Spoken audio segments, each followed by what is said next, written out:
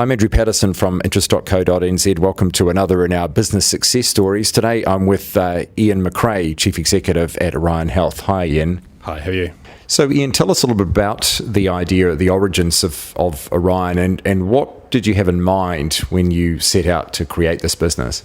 Yeah, so Orion was formed probably 19 years ago. So it's sort of an overnight success story. It's been going for quite a while. So when we started off, we had about 3 or 4 people, and we did a variety of things. We did quite a bit on health, but we also did airport baggage sortation systems. We did some accounting software. We were quite good at airline reservation software as well. But over time, the area where we made the most progress, where we were doing most of our work, was in health. So about 1997 or so, we shed all our other businesses and just focused on health. And we changed our name from Orion Systems to Orion Health. Gradually over the years, our products, our markets have changed so that today we have 19 offices around the world and selling products into all sorts of markets. So the idea was to integrate services or to originate new ways of doing services more efficiently? Well, we started off in certain niches. So our first niche, which was quite a good one, was in health integration. And when we started off, we had lots of pretty big competitors. And unfortunately, they've all gradually, one by one, disappeared, so that today would be the leading vendor in the health integration space. And then from that niche, we've moved into other niches and other areas, such that today we're emerging as a full-line vendor. So in health, there are lots of products. A typical hospital might have 200 or 300 unique software applications. And so now we are a vendor that can provide a full solution to a hospital. We have a comprehensive range of integration software. And now we can also provide a pretty full line, a full range of products to an entire health economy, to an entire region. And that's fairly unique. So we're in 3 major areas: integration, hospital software, and now software for an entire country or a health economy. So it's been a journey from a niche vendor to a full-line vendor. That's a huge range of depth in a product. How have you managed to achieve that in such a short period of time? Well, we built a lot of it out. We built a lot of it ourselves, and then 7 months ago, we acquired Microsoft's hospital software assets, and those assets happened to complement what we had, and that enabled us to emerge as a full-line vendor. So we actually have a lot of products these days. It's amazing, given this is a highly competitive space, and yet you've managed to dominate that sector. Why have others not seen the opportunity that you have seen? Well, we dominate certain sectors, but in other areas we have pretty fierce competition. And I think the difference in Orion is we've had consistent ownership, very consistent, a board that has been very consistent, whereas many of our competitors have been bought by various investors who are looking for an exit. So their strategies have changed every couple of years. But we've just been very consistent. And, after 15 years, we've emerged as one of the leaders in several areas now, actually. So who would be your main competitors? Typically American companies. Right. We have certain competitors in certain niches. It varies from niche to niche. But across the board, we don't really have a competitor that's selling into all countries and all the product areas that we sell into. So you obviously have to work very closely with the medical side of it, and yet you're software specialists. So how do you integrate those two forms of thinking? Yeah, so we have a lot of doctors and nurses and pharmacists on staff, but one of the things we're really wanting to do more and more is work with local New Zealand hospitals, and so we've entered into an R&D relationship with Christchurch Hospital. So our staff are co-located with theirs, But, for us, we have to have our people working alongside doctors and nurses in hospital wards doing medical things. And that way our software developers learn what their products need to do next. I suppose you're also seeing a generation of new medical professionals who are coming in very comfortable with technology, and they're bringing a particular style to that business model as well too. Yeah, well, you see it in New Zealand. I think 15 years ago, the doctors were pretty uncomfortable about capturing medical notes electronically. But these days, if you go to a GP in New Zealand, they're almost all paperless. So in 10 or 15 years, that's been quite a transformation. That's happening in America now. They're just starting to get used to the idea of taking notes electronically. And eventually they get there. So is New Zealand, to a certain extent, become the test market? You can try out things here, and then once they're resolved, then you can take them internationally? Yes, to some extent. We really need that to happen, because the bulk of our developers are here. We have 4 development shops, Auckland, Christchurch, Canberra in Australia, and Bangkok. We inherited the Bangkok development shop from Microsoft. But the bulk of our development operations here in New Zealand. So we need to have innovation partnerships with our local hospitals and health organisations here. Our desire is to do most of our R&D here. Obviously, you make a major commitment to research and development. I think you're spending around 25% of your turnover on R&D. Tell us a little bit more about that aspect of the business. Yeah, well, it's really hard. It's really hard because you have a lot of products that interact with each other and development shops that are spread around the world. So it's taking us a long time to put in place processes to actually do that. So one of the things we do now is release our software 3 times a year.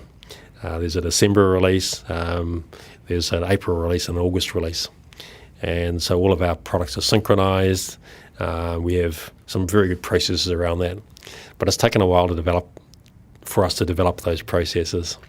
So it was a journey from a startup R&D operation with 3 or 4 developers to what we have today, which is probably 280, I think, thereabouts. So it's taken a long time to work out those processes. So thinking about innovation, how does the innovation cycle flow in a business like Orion, where you've got DHBs that are coming to you with ideas, and also presumably you're going to DHBs with ideas as well too? We like it when the DHBs come to us, particularly when they've got money. That's really good, actually. Sometimes it does actually happen. But you want a partner that you can innovate with. So what it basically means, you've got to have somebody on the customer side that can make decisions. They've got to have people available to give you feedback. At some point in time, you're going to drop features. You can't do everything, so you got to have somebody who can say, okay, these are the 15 things that we really truly need, and the rest we'll cut. And then you want to have something which is contained, so you have a certain delivery date, and so on and so forth. So there's certain rules that you need to have in place to make those sorts of R&D projects actually work. But I always think having customers direct your R&D is a pretty useful thing to have. So you're in quite a unique position to look at the health sector overall across the board. And as you say, we've come a long way in that technology. Some would like to see it happen a lot faster, but I mean, could we go faster? Are we going fast enough? Or where are we sitting within that paradigm? So Orion is pretty unique because we're not only dealing in New Zealand, Australia, North America, Canada, UK, but recently I've just come back from I was in China, and they're building hugely impressive hospitals, enormous hospitals, putting all the latest technology in there. Then I was up and I went to Moscow and saw some of their hospitals there. They have their challenges. And then I was in Germany. They're really into genomics and stuff like that. So as a company, we do get to see all the different health systems, lots of diversity. But New Zealand being a small country, we could definitely, and have at various points in time, led the world in health innovation. 20 years ago, we put on a national health index, so every patient had a unique identifier, which sounds very simple. But what it meant is that we could actually we could automatically link records. So if you had a lab result, it could be automatically tied into your medical record based on that identifier, and that served New Zealand very well because a GP could order a lab test, it could come back electronically and be tied into the patient's notes. And on the back of that fairly visionary government system, a lot of things happened over the next 10 years. So New Zealand can lead the world, and I think we can continue to do that. There's lots of areas where we can do pretty exciting things. Is that, though, like all of these things, always limited by money? Well, I think New Zealand hasn't got a lot of money, so I think we'll have to think. I think stealing somebody else's line. I think it's Rutherford's line. Yeah. I think, but I don't think having some money is probably essential. But I think you can do a lot of really innovative things with small amounts of money. When you look at your staff complement, you've grown substantially now, 650 staff, and those are all very high value jobs as well too. How do you find recruiting staff and finding the staff with the skill sets that you're needing to grow at the speed that you are growing? It's a problem that the New Zealand universities or New Zealand school system is not producing enough people that want to go into information technology. And in fact, the problem is that schools, information technologies is on a par with woodwork and soft fabrics. I mean, it's just nutty. Now, that's changing slowly, but nevertheless, there aren't enough graduates coming out of university. So we're getting people sometimes with PhDs in other departments, and we're repurposing them back into IT. To me, that seems crazy. When you look on, we often quote that source Trade Me as in terms of the number of jobs out there.